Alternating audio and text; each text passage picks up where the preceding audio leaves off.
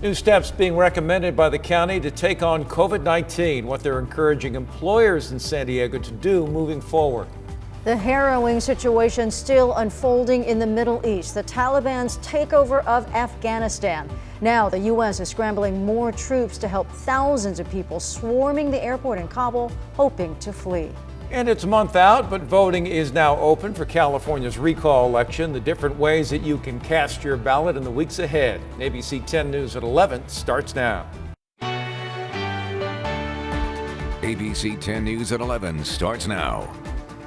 Take a look. This is live. Right now, county officials are encouraging employers to take new steps to curb the summer spike in coronavirus cases. County officials now recommending businesses require employees to either get vaccinated or undergo regular testing. And again, this is a recommendation, not a mandate. The county, though, does have a similar requirement for all of its public employees. Same goes for state workers. As for this recommendation, we're expecting to learn more by remarks from county officials momentarily, and we'll bring those to you live as soon as they begin. We're going to have more on that in a moment, but first, do want to get to the situation that's dominating global headlines this morning, the Taliban's takeover of Afghanistan. And welcome, I'm Jim Patton. I'm Virginia Cha. We have seen some chaotic scenes in the country's capital, Kabul, as thousands swarm the airport there with the hope of fleeing the country. This video captures just some of the desperation we have seen. People actually clinging to a U.S. aircraft as it takes off from the airport in Kabul. Incredible scene there. Several people have died at the airport. U.S. military reportedly shot and killed 2 people there who were armed. And now the U.S. is sending troops to the airport to try to get the situation under control and help people to evacuate. ABC's Ike Ichiochi has more. This morning, an emergency session has been called at the UN, just as the city of Kabul falls into the hands of the Taliban.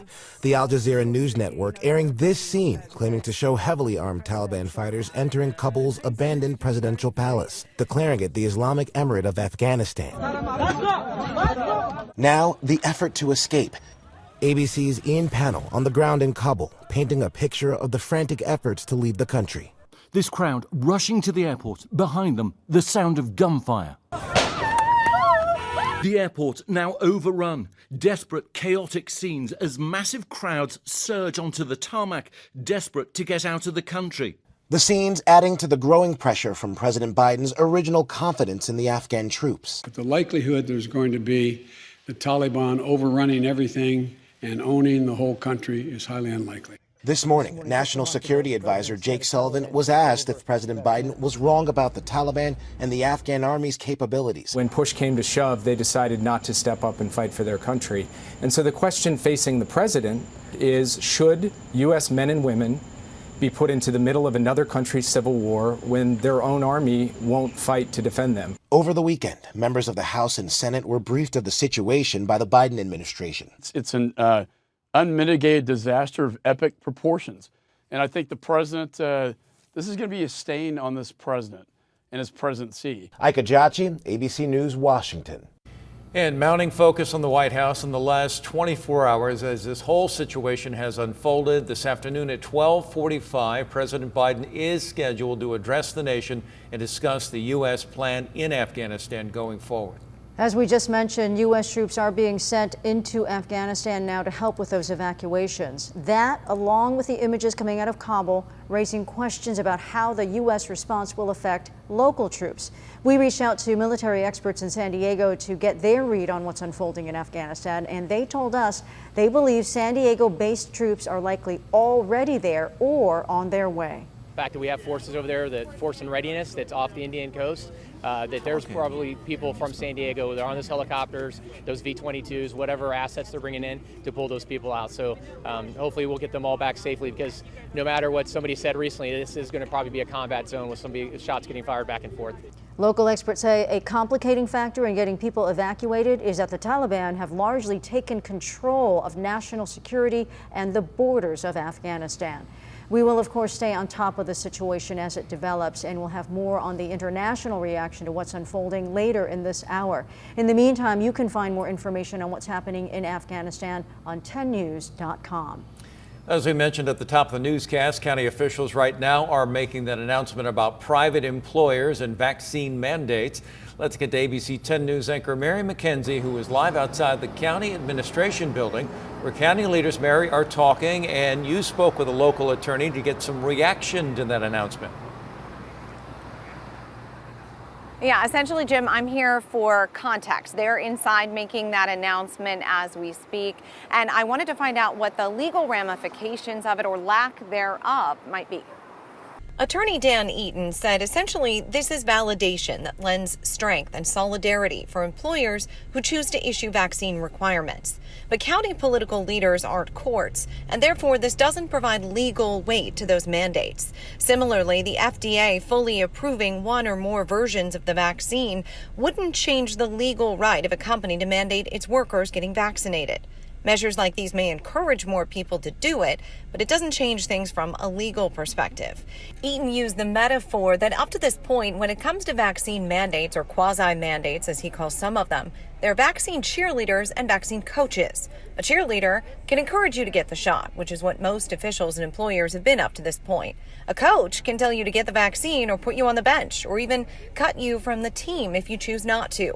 And mandates like these wouldn't take into account the tens of thousands of people in the county who aren't employed at all for many different reasons. He says people don't really like mandates. With mandates come resistance, and with resistance comes litigation. With litigation comes delay, and with the pandemic, the one thing you can't afford is delay. So whether states or county health departments could mandate vaccinations for everyone might not be a direction worth taking, even if they might ultimately hold up to legal challenges. After this pandemic is eradicated, the one thing you could say for sure is the litigation will continue for some years. And only then will we have the final answer about the legal rights, the legal duties, and the legal consequences that arise from this persistent pandemic. Now, we understand that announcement is going on right now. County Supervising Chair Nathan Fletcher is speaking, so let's go ahead and listen in. I will toss it straight out to him.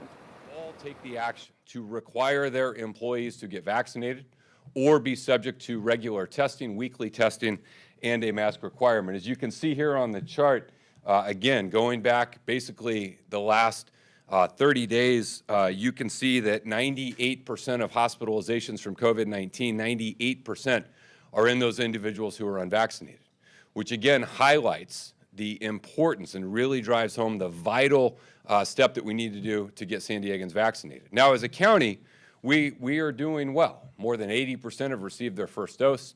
A significant number are fully vaccinated, much higher than other counties across California, certainly much higher than other states, which is why we have not seen the severity of the situation.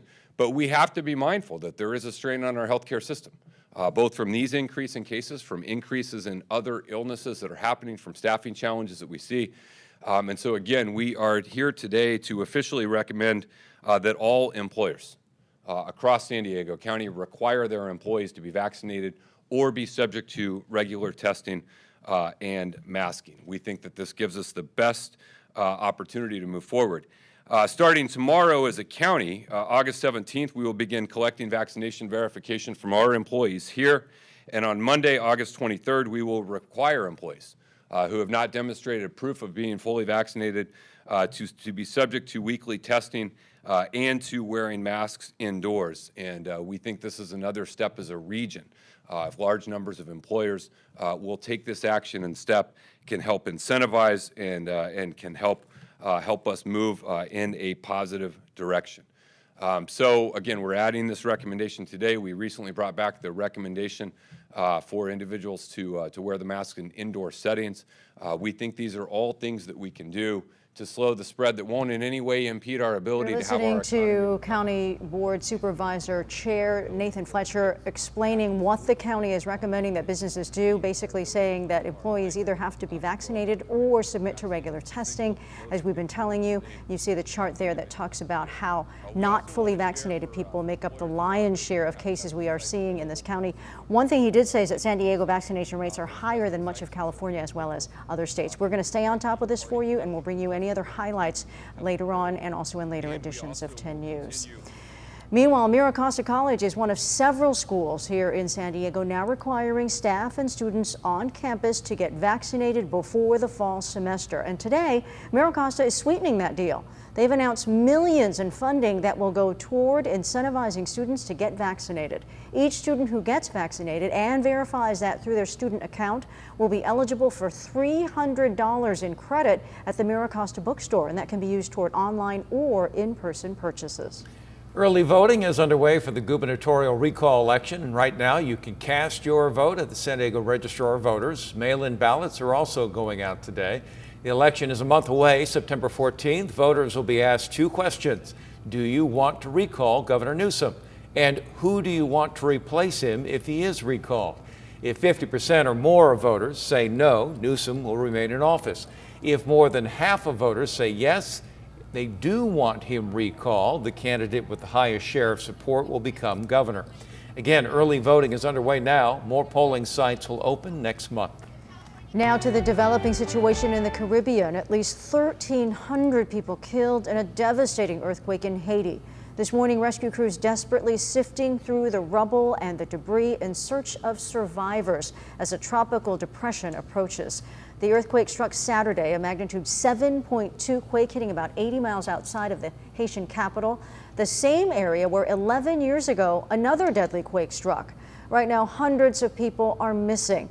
The international community is coming to Haiti's aid to help, including crews from the U.S. We bring 52,000 pounds of equipment, and that's enough for us to set up our base camp so that we can break through collapsed buildings, as well as search equipment. The urgency in Haiti even greater because of this. We're going to show you the map here. Tropical depression Grace. It's forecast to pass right by Port-au-Prince and could bring up to 15 inches of rain.